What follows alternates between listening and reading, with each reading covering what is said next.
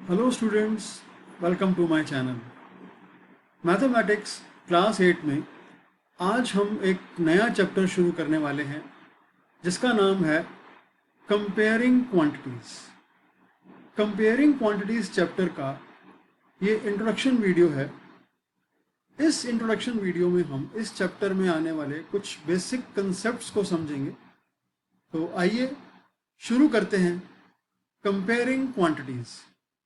Comparing quantities में सबसे पहले जो हम कंसेप्ट को समझेंगे वो है कन्वर्जन टेबल। कन्वर्जन टेबल आपके सामने, जैसे कि मैंने यहाँ पर लिखा हुआ है, कुछ किलोमीटर को हम जो कन्वर्ट करना चाहते हैं मीटर में, या मीटर को कन्वर्ट करना चाहते हैं सेंटीमीटर में, या सेंटीमीटर को कन्वर्ट करना चाहते हैं मिलीमीटर में। तो उसके लिए बहुत सारे बच्चों को ये पता नहीं होता कि 1 किलोमीटर को मीटर में कन्वर्ट करते हैं तो कितने मीटर्स होते हैं, या मीटर को कन्वर्ट करेंगे सेंटीमीटर में तो कितने सेंटीमीटर्स होते हैं, वगैरह वगैरह। तो सबसे पहले हम यहाँ पर देखते हैं, सबसे ऊपर यहाँ पर जो लिखा है किलोमीटर। तो यहाँ पर हम देखते हैं कि 1 किलोमीटर अगर हम कन्वर्ट करते हैं तो उसमें हमारे पास आता है 10 हेक्टोमीटर, और 1 हेक्टोमीटर का होता है 10 डेकामीटर।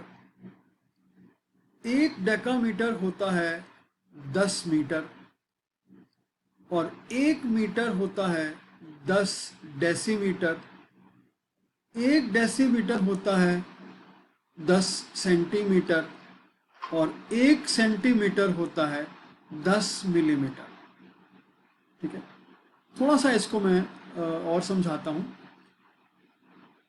1 किलोमीटर के बाद हेक्टोमीटर, हेक्टोमीटर के बाद डेकामीटर, डेकामीटर के बाद मीटर। यानी कि अगर हमें किलोमीटर को मीटर में कन्वर्ट करना है तो हम देखते हैं, आज बहुत आसान तरीका मैं आपको बताता हूँ कि यहाँ पर कितने स्टेप हम आगे चले। किलोमीटर के बाद 1, 2 और 3 स्टेप आगे चलने का मतलब है कि अगर हम किलोमीटर को मीटर में कन्वर्ट करेंगे तो सिंपल सा अगर हम बात करें तो 1 किलोमीटर होता है 1000 मीटर। यानी कि 3 स्टेप अगर हम चले तो यहां पर 3 जीरो आ गए। ठीक है, इसी तरीके से मीटर के आगे अगर हम चलते हैं तो मीटर को अगर हमें सेंटीमीटर में कन्वर्ट करना है तो मीटर के बाद हम कितने स्टेप चले, 1, 2। अगर हम मीटर को सेंटीमीटर में कन्वर्ट करने के लिए 2 स्टेप आगे चले तो इसका मतलब सीधा सीधा ये है कि 1 मीटर जो है उसमें हम 100 सेंटीमीटर, ठीक है,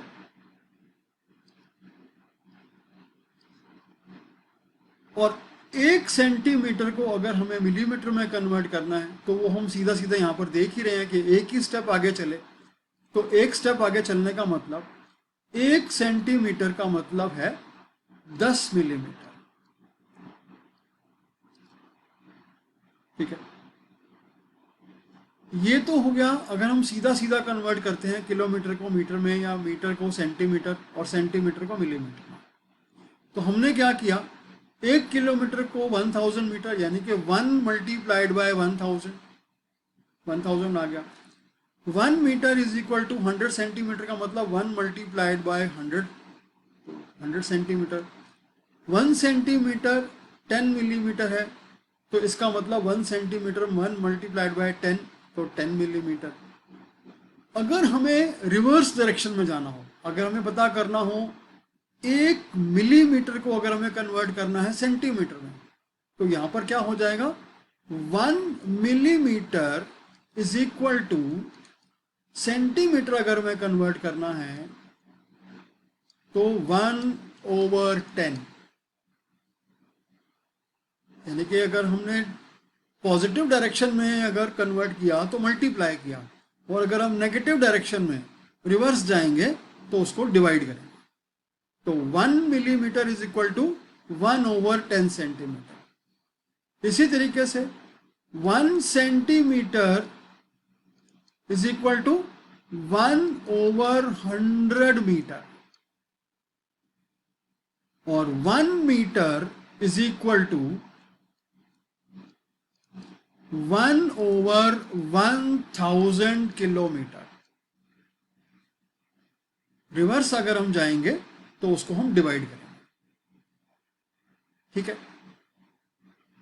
यही टेबल अगर मैं यहां पे किलोमीटर के बजाय मैं यहां पर किलोलीटर लिख दूं तो वो यहां पर हेक्टोलीटर हो जाएगा, हेक्टोलीटर का डेकालीटर, डेकालीटर का लीटर, लीटर का डेसीलीटर, डेसीलीटर का सेंटीलीटर, सेंटीलीटर का मिलीलीटर। ठीक है, यहां पर लीटर की क्वांटिटी आ जाएगी तो यहां पर हो जाएगा लीटर। अब अगर हमने लीटर को मिलीलीटर में कन्वर्ट करना है तो यहां पर कितने स्टेप हो जाएंगे? यहां देखिए, यहां पर अगर मान लो लीटर है तो लीटर के बाद 1, 2 और 3 स्टेप अगर हम आगे चले तो 1 लीटर इज इक्वल टू क्या हो जाएगा? 1000 मिलीलीटर। कोई भी कोल्ड ड्रिंक की बोतल हम खरीदते हैं, Coca Cola, Thums Up, Limca, तो उस पर हमें लिखा हुआ मिलता है 1 लीटर की बोतल अगर हम लेते हैं तो उस पर लिखा होता है 1000 मिलीलीटर। तो इसका मतलब उसमें 1 लीटर कोल्ड ड्रिंक है, ये तो हमें पता ही है। लेकिन आज हमने इस टेबल की हेल्प से भी सीख लिया कि वहां पर 1 लीटर की जो बोतल होती है उस पर 1000 मिलीलीटर लिखा होता है। तो वो कैसे हम कन्वर्ट करते हैं और क्या उसकी कन्वर्जन है, क्या उसका मीनिंग है। ठीक है, इसी तरीके से सेम अगर हम मिलीलीटर को लीटर में कन्वर्ट करेंगे तो 1 millilitre is equal to 1/1000 litre, reverse. ठीक है, तो इसी तरीके से अगर हम ग्राम की कन्वर्जन करते हैं तो यहाँ पर क्या हो जाएगा? किलो लीटर के बजाय क्या हो जाएगा? ग्राम। तो यहाँ पर किलोग्राम हो जाएगा, तो 1 किलोग्राम इज इक्वल टू यहाँ पर क्या हो जाएगा? ग्राम। तो 1 किलोग्राम होता है 1000 ग्राम, क्योंकि 3 स्टेप आगे गए तो 1000 ग्राम। ठीक है, वो तो हमें पता ही है कि अगर हम आधा किलो कोई सामान खरीदते हैं तो उसमें 500 ग्राम होता है, या अगर 1 किलोग्राम हम कोई सामान खरीदते हैं तो इसका मतलब होता है 1000 ग्राम। ठीक है, तो ये कन्वर्जन जो है वो तीनों ही चीज़ों के लिए एप्लीकेबल होती है, चाहे वो हम मीटर की कन्वर्जन करें या लीटर की कन्वर्जन करें या हम ग्राम की कन्वर्जन करें, तीनों के लिए ही ये टेबल सूटेबल है। ठीक है, आगे चलते हैं हम इसमें। रेशो अगर है हमारे पास, यहां पर मैंने सबसे पहले रेशो लिखी 1:1। 1:1 का रेशो का मतलब है दोनों इक्वल हैं। अगर मैं कहता हूं कि हमारे पास 100 रुपीज़ हैं और 100 रुपीज़ को हमने 2 लोगों में बराबर बराबर बांटना है तो हम क्या करेंगे? 1:1 की रेशो करेंगे। तो इसका मतलब 1:1 का मतलब 1/2 इन दोनों का टोटल, 1 + 1 2। तो आधा आधा दे देंगे इसको, मतलब हम क्या करते हैं? डिवाइड कर देते हैं 100 से, क्योंकि ऊपर हमारे पास 100 है, तो दोनों को 50-50 मिल जाएगा। ठीक है, इसी तरीके से मान लो अगर हमें 100 रुपीज़ को 2:3 की रेशो में डिवाइड करना है तो क्या करेंगे हम उसको? यहां पर हम करेंगे 2 डिवाइडेड बाय इन दोनों का 2 और 3 का सम 5, 2/5। तो दूसरे को क्या मिलेगा? 3/5, क्योंकि यहां पर दूसरा नंबर 3 है, तो और इन दोनों का सम 5, तो 2/5 और 3/5। तो एक व्यक्ति को, एक इंसान को क्या मिलेगा? 5 को डिवाइड कर देंगे तो 40, और दूसरे को क्या मिलेगा? यहाँ पर इसको भी 100 से मल्टीप्लाई कर देंगे तो ये आ गया 20 और इसका आ गया 60। तो 40:60, यानी कि एक को 100 रुपीज़ में से 40 रुपीज़ मिलेंगे और दूसरे को 60 रुपीज़ मिलेंगे। ये हम रुपीस की कैलकुलेशन कर रहे हैं, तो रुपीस के बदले कुछ भी हो सकता है। कोई अगर हम आइटम को डिवाइड करना चाहते हैं, 100 किलो है तो 100 किलो में से 40 किलो एक को, 60 किलो दूसरे को। तो इस तरीके से हम रेशो की कैलकुलेशन बहुत आसानी से कर सकते हैं। ठीक। और अब आता है हमारे पास profit and loss. Profit and loss की कैलकुलेशन भी हम बहुत आसानी के साथ कर सकते हैं। हमारे पास क्या है कि अगर हमारे पास कोई सामान हमने खरीदा, फॉर एग्जाम्पल हमने एक पेन खरीदा, एक शॉपकीपर ने वो 100 रुपीज़ का पेन खरीदा। 100 रुपीज़ का पेन खरीद के उस शॉपकीपर ने उसको 120 रुपीज़ का बेच दिया। ये है हमारी कॉस्ट प्राइस और ये है हमारी सेलिंग प्राइस। और प्रॉफिट का मतलब क्या होता है? Selling price minus cost price. तो सेलिंग प्राइस है 120, कॉस्ट प्राइस है 100, तो प्रॉफिट क्या हो गया हमारा? 20 रुपीज़। और अगर हमें ये पता करना है कि ये जो 20 रुपीज़ है वो कितना परसेंट प्रॉफिट है, तो हम क्या करते हैं? Profit divided by cost price multiply by 100। तो यानी कि प्रॉफिट है हमारा 20 रुपीज़, कॉस्ट प्राइस है 100, मल्टीप्लाई बाय 100। 100 से 100 कैंसिल हो गया, तो 20% का प्रॉफिट हमारा हो गया। प्रॉफिट एंड लॉस की कैलकुलेशन जब भी हम करेंगे वो हम कॉस्ट प्राइस पर करेंगे। सेलिंग प्राइस को हम कभी भी कंसिडर नहीं करेंगे। इसी तरीके से अगर हमारा कोई लॉस होता है कभी, यानी कि 100 रुपीज़ का पेन खरीद के अगर किसी शॉपकीपर ने उसको 80 रुपीज़ में बेच दिया, तो यहाँ पर क्या हो गया? 20 रुपीज़ का लॉस हो गया। तो यहाँ पर होगा loss divide by cost price multiply by 100।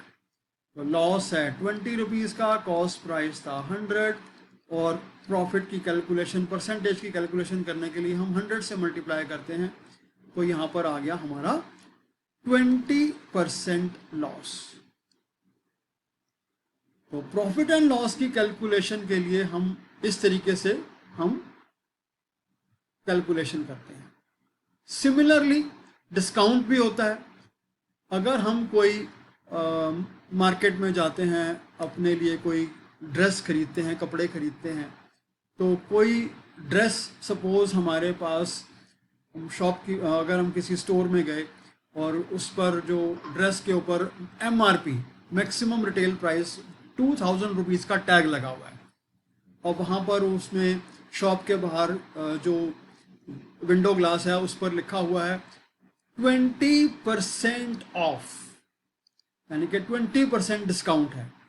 तो 20% डिस्काउंट का मतलब हो गया, हम सीधी सीधी कैलकुलेशन, पर सेंट का मतलब होता है पर 100। मैंने इस पर एक इंट्रोडक्शन वीडियो भी बनाई थी प्रॉफिट एंड लॉस की कैलकुलेशन की, और वो आप मेरी वीडियो भी देख सकते हैं। उसमें मैंने प्रॉफिट एंड लॉस समझाया था, परसेंटेज की वीडियो बनाई थी। तो पर सेंट पर 100, और कॉस्ट प्राइस, लिस्ट प्राइस जो है MRP क्या है 2000। तो ये हम इसको कैलकुलेशन कर लेंगे यहाँ पर। तो 20 मल्टीप्लाइड बाय 20 यानी कि क्या हो जाएगा 400। इसका मतलब वहाँ पर उस ड्रेस के ऊपर 400 रुपीज़ का डिस्काउंट है। तो यानी कि 2000 में से अगर हम 400 को डिस्काउंट को माइनस कर देंगे तो हमें पता चल जाएगा कि वो ड्रेस हमें कितने की मिलने वाली है, यानी कि 1600 की वो ड्रेस हमें मिलने वाली है। ठीक है, ये था इंट्रोडक्शन वीडियो कंपेयरिंग क्वांटिटीज़ का। इसके हम एक्सरसाइजेस अपनी अगली वीडियो से शुरू करेंगे। तब तक आप इस वीडियो को ध्यान से देखिए। कोई कंसेप्ट अगर आपको नहीं समझ में आया मुझसे पूछिए। Thank you so much, take care, bye.